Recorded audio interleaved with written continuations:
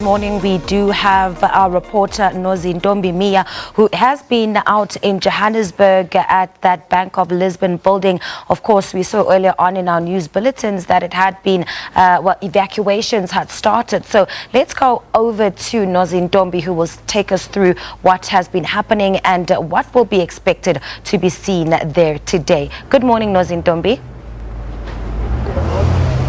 Thank you so much, Pearl. As you can see, the visuals that we're giving to you right now are visuals of scaffolding and work material that's been placed across the two buildings next to the building that is slated for a controlled demolition here at the Bank of Lisbon building that's expected to be demolished later this morning. So as you can see, it's been a hive of activity. It's been very busy since yesterday morning with police, engineers, as well as emergency services blocking off and cordoning off some of the streets around this area, and also clearing the buildings of the residents that live close to this particular Bank of Lisbon building. And just to give you a quick idea of which of the streets are going to be cordoned off while the demolition is taking place, we speak to Wayne Minnaar. Thank you so much, Wayne Minnaar from Metro Police.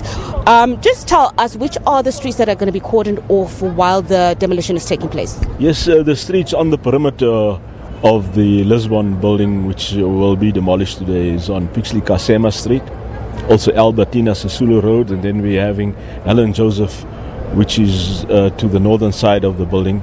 And we've got Pixley KaSeme blocked off right up until Pritchard Street, so this entire area is completely cordoned off.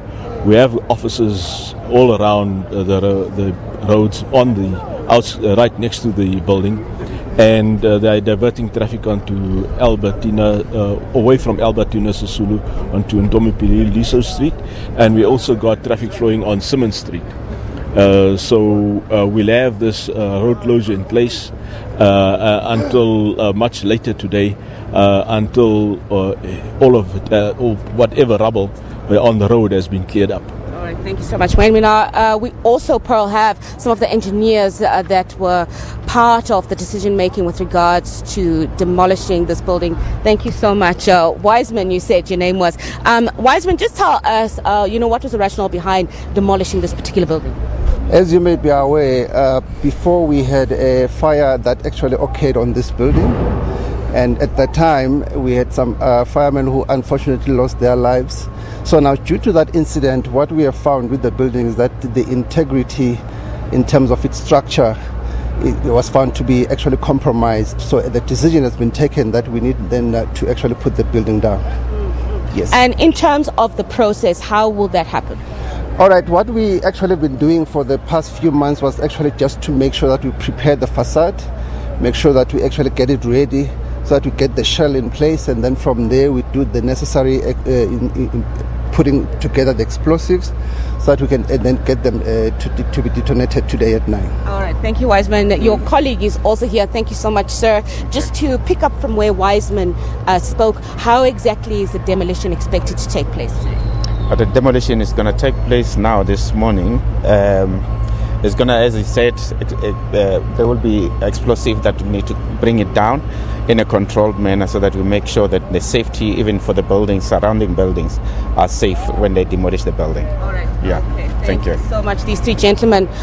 Some of the experts here, engineers that will be overseeing the demolition here at the Bank of Lisbon, that's slated for demolition at about 9 o'clock this morning. With that, we're going to go straight to a break.